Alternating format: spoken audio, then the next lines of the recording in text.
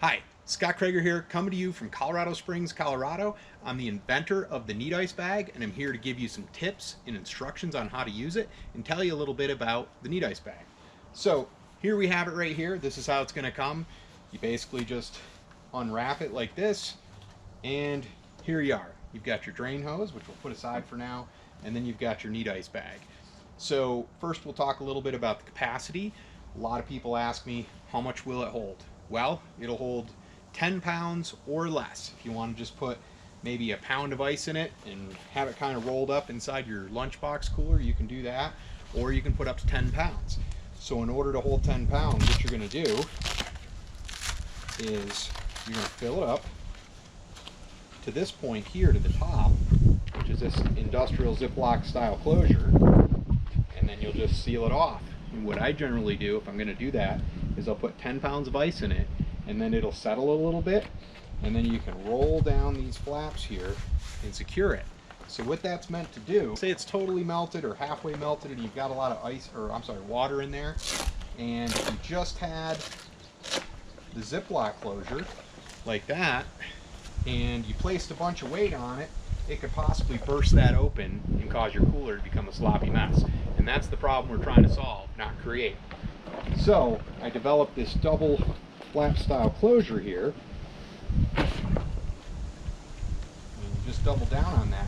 And now you can put a ton of weight on that and nothing's going to cause that thing to burst open. So it's completely waterproof now, and that's what you're looking for. We've got this. You're going to open it up. And we're going to get our bag of ice here. Got an 8-pound bag of ice here. Also, I've had some people ask me, well, why didn't you make it to hold 10 pounds or 12 pounds or 15 pounds for that matter? Well, the reality is it was to try to get a certain price point for the consumers, and this material is actually kind of expensive. It's a nylon exterior with a thermoplastic urethane interior, so it's actually a fairly expensive material used to make this bag, because I wanted all of the interior to be potable water safe, and it's actually food safe. Not that you'd want to put your spaghetti sauce in there, but you could if you wanted to. So the reason I developed it to hold, actually optimized for 8 pounds, was that as I traveled across the country, I was seeing there's different ice distribution in different areas, and I found places where you can only find 5-pound bags of ice. Actually here in Colorado Springs, local distributors just 10 pounds of ice. So it kind of depends on where you live, and I wanted to have something that was in between. I also wanted something that was going to be a good size to fit inside of coolers, and this is actually a decent size. You can stand it up, or you can put it on the bottom of your cooler, or on top of your food if you wanted to. But basically what I do when I'm going to fill it, and I've just got this 8-pound bag of ice here, is I'll generally use a pair of scissors because it just makes it easier to open this up cleanly. So I'll cut that off, just like that, open up the bag, and sometimes I'll take it and just put it over the top of the ice bag, flip it upside down,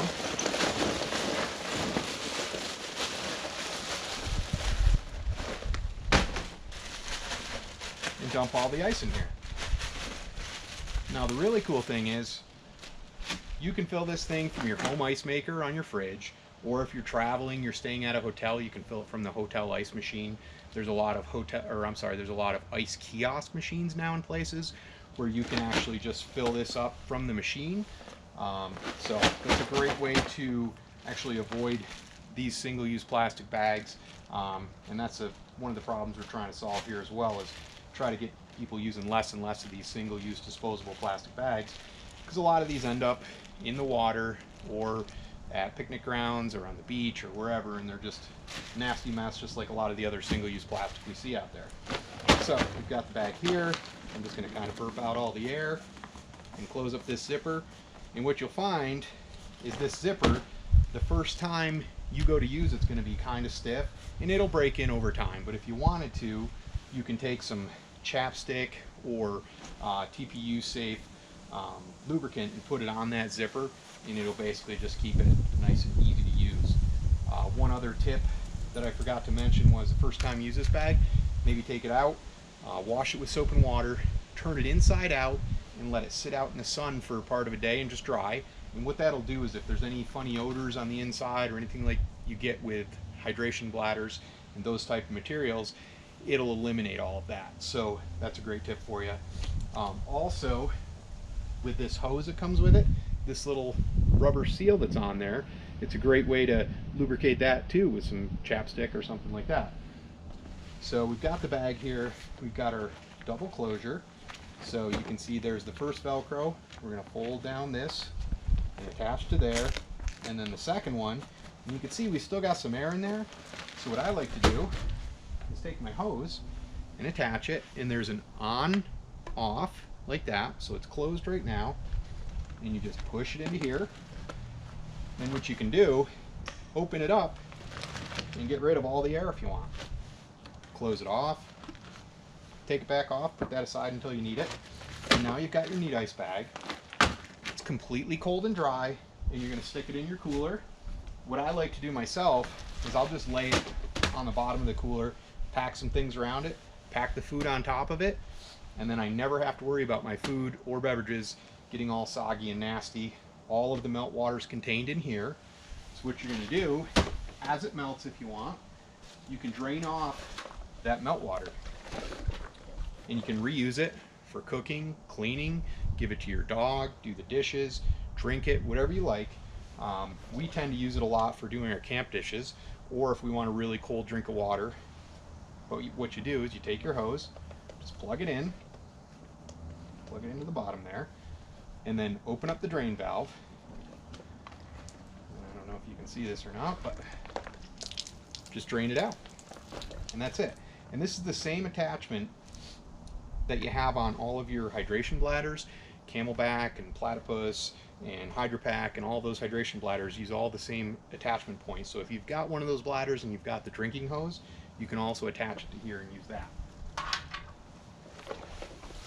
So I've had some people ask me, can you just fill this with water and freeze it and put it in your cooler?